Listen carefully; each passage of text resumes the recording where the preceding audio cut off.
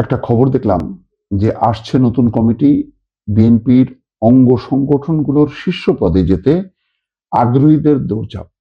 শুধু তাই না, মির্জা ফখরুল ইসলাম আলমগীর বলেছেন যে এই বছরই বিএনপির সম্মেলন হবে, কেন্দ্রীয় সম্মেলন হবে।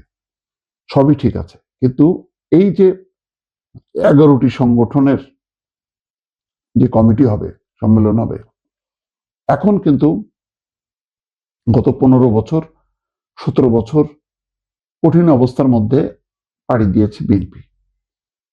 তখন বিএনপির কমিটিতে যারা ছিল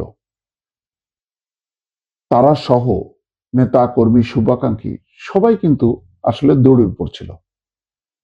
তার মধ্যেও অভিযোগ ছিল, অনেক রকম অভিযোগ ছিল যে কেউ কেউ কমিটির উচ্চ পদে থেকে ক্ষমতাসীনদের সঙ্গে আপোষ করে যোগসাজশ করে টিকে থেকেছে, ব্যবসা বাণিজ্য করেছে, তারপরে পদ বাণিজ্য করেছে।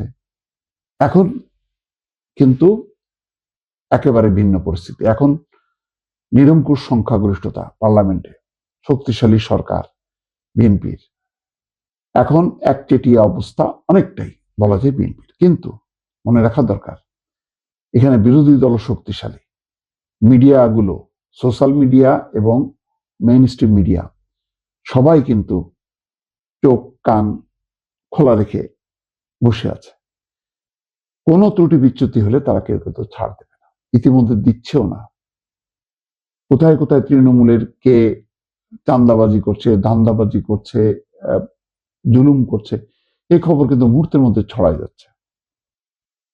বিএনপি এখনো প্রশ্রয় দিচ্ছে না, আশ্রয় দিচ্ছে না, আইনগতভাবে পদক্ষেপ নিতে শুরু করেছে। কিন্তু এই যে সামনে কমিটি আছে, এই কমিটির পদ পাওয়ার জন্য যে দৌড়ঝাঁপ, তার মধ্যে কে সৎ কে অসৎ, এই বিভাজনটা খুব জরুরি। এখন সেটা করবে কে? বিএনপির প্রত্যেকটা নেতা কেন্দ্রীয় পর্যায়ে যেটা দেখা যায়, তাদের মধ্যে সমন্বয়ের চেয়ে বিভাজনটা অনেক বেশি। প্রত্যেকে এক একটা মানে প্রতিষ্ঠান, সবাই মিলে একটা প্রতিষ্ঠান না।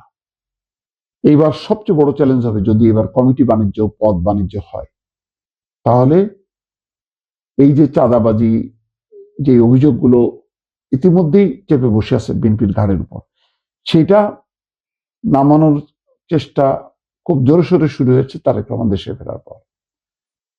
এখন এই কমিটিগুলো যোগ্য নেতৃত্ব, দক্ষ নেতৃত্ব এবং সৎ নেতৃত্ব, এইটা প্রতিষ্ঠা করা খুবই কঠিন কাজ, কিন্তু এটা করতেই হবে। যদি করা না হয় তাহলে প্রত্যেকটা কাজের, প্রত্যেকটা ঘটনার জন্য প্রতিদিন সরকারের জনপ্রিয়তা আস্তে আস্তে কমতে থাকবে এবং 5 বছরের মাথায় যে দেখা যাবে যে সেটা তলানিতে।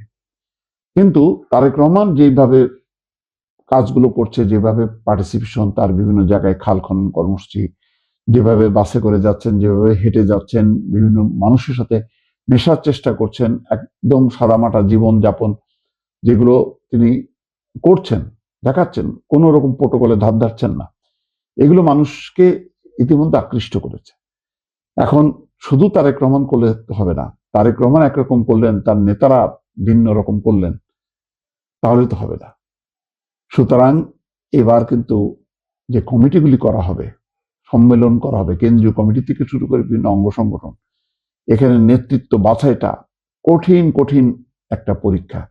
সেই পরীক্ষায় বিএনপিকে পাশ করতেই হবে যদি বিএনপি গত 15, 16, 17 বছরের যেই পরিস্থিতি মানুষ প্রত্যক্ষ করেছে